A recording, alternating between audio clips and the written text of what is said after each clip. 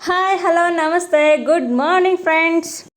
ನಾವು ಬೆಂಗಳೂರಿಗೆ ಬಂದು 3 ವರ್ಷ ಆಯಿತು. 3 ವರ್ಷದಲ್ಲೂ ಒಂದಿನೂ ನಾವು ಇಲ್ಲಿಗೆ ಬಂದಿರಲಿಲ್ಲ. ಯಾವ ಪ್ಲೇಸ್ ಅಂತ ನೋಡ್ತಿದ್ರೆ ಫಸ್ಟಿಗೆ ಇದು ಎಂಟ್ರೆನ್ಸಲ್ಲಿ ನೋಡ್ತಾ ಇದ್ದೀರಲ್ಲ, ಡಾಕ್ಟರ್ ರಾಜ್ಕುಮಾರ್ ಸ್ಮಾರಕ. ಇದು ಕಂಠೀರವ ಸ್ಟುಡಿಯೋ ಹತ್ರನೇ, ಎರಡು ಅಕ್ಕಪಕ್ಕನೇ ಇರೋದು. ಒಳಗಡೆ ಹೋಗ್ತಿರಂಗೆ ಫಸ್ಟಿಗೆ ಎಂಟ್ರಿ ಆದ ತಕ್ಷಣ ಬರೋದು ಫಸ್ಟು ಪುನೀತ್ ರಾಜ್ಕುಮಾರ್ದವ್ರದ್ದು. ನೋಡಿ ಅಲ್ಲಿಂದನೇ ಸ್ಟಾರ್ಟ್ ಆಗಿತ್ತು. ಅಲ್ಲಿ ಒಂದು ಫೋಟೋ ತಕ್ಕೊಂಡು ನೆಕ್ಸ್ಟ್ ಬಂದ್ವಿ.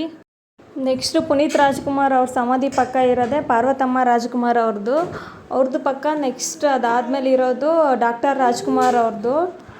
ರಾಜ್ಕುಮಾರ್ ಸಮಾಧಿ ಅಂತೂ ಅವ್ರದ್ದು ಎಲ್ಲ ಹಿಸ್ಟ್ರಿ ಅಂತ ಎಲ್ಲ ಫಿಲಿಮ್ಸ್ದು ಹಾಕಿಟ್ಟಿದ್ದಾರೆ ಅಲ್ಲಿ.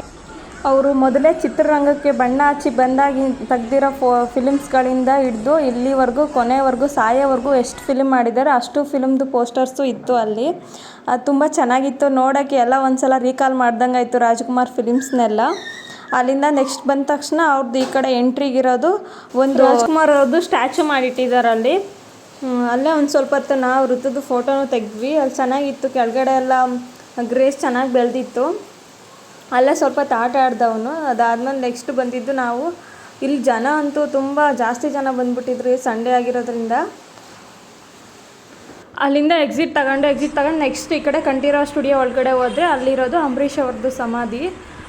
ಇದು ಹೊಸದಾಗಿ ಚೆನ್ನಾಗಿ ಕಟ್ಟಿದ್ದಾರೆ. ಇಲ್ಲೆಲ್ಲ ತುಂಬ ಗ್ರೀನಿ ಆಗಿತ್ತು. ಒಳಗಡೆ ಎಲ್ಲ ಫುಲ್ಲು ಚೆನ್ನಾಗಿತ್ತು. ಕ್ರೌಡ್ ಅಂತೂ ಕಮ್ಮಿ ಇರಲಿಲ್ಲ. ಇಲ್ಲಿನೂ ಅಷ್ಟೇ ಕ್ರೌಡ್ ಇತ್ತು.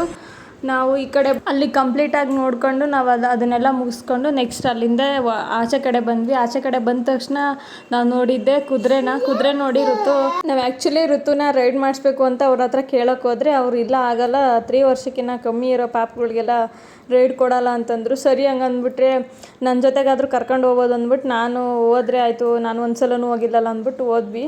ಅಲ್ಲೊಂದು 2-3 ರೌಂಡ್ ಹಾಕ್ಸಿದ್ರು. ಅದು ಹಾಕ್ಸಿದಾದ್ಮೇಲೆ ನಾವು ರೈಡ್ ಚೆನ್ನಾಗಿತ್ತು ಮುಗಿಸಿದ್ವಿ. ತುಂಬ ಚೆನ್ನಾಗಿತ್ತು. ಕುದುರೆ ಮೇಲೆ ಓಡಾಡಿದ್ದು ಋತು ತುಂಬ ಖುಷಿ ಪಡ್ತಾಯಿದ್ದ. ಅದ್ರ ಮೇಲ್ಗಡೆ ಕೂತಿದ್ದು ಫಸ್ಟ್ ಟೈಮ್ ಅಲ್ವಾ ಅವನು ಕುದುರೆನ ನೋಡಿ ಅದು ಆಟ ಆಡಿದ್ದು. ನೆಕ್ಸ್ಟ್ ನಾವು ಅಲ್ಲಿಂದ ಎಲ್ಲ ನೋಡ್ಕೊಂಡು ನೆಕ್ಸ್ಟ್ ಹೋಗಿದ್ದು ನಾವು ಡಿ ಮಾರ್ಟಿಗೆ ಬಂದಿದ್ದು. ಡಿ ಮಾರ್ಟ್ ಯಶವಂತಪುರದಲ್ಲಿರೋಂಥ ಡಿ ಮಾರ್ಟ್ ಹೊಸ್ದಾಗಿ ಸ್ಟಾರ್ಟ್ ಆಗಿದೆ ಮ್ಯಾಕ್ಸಲ್ಲಿ.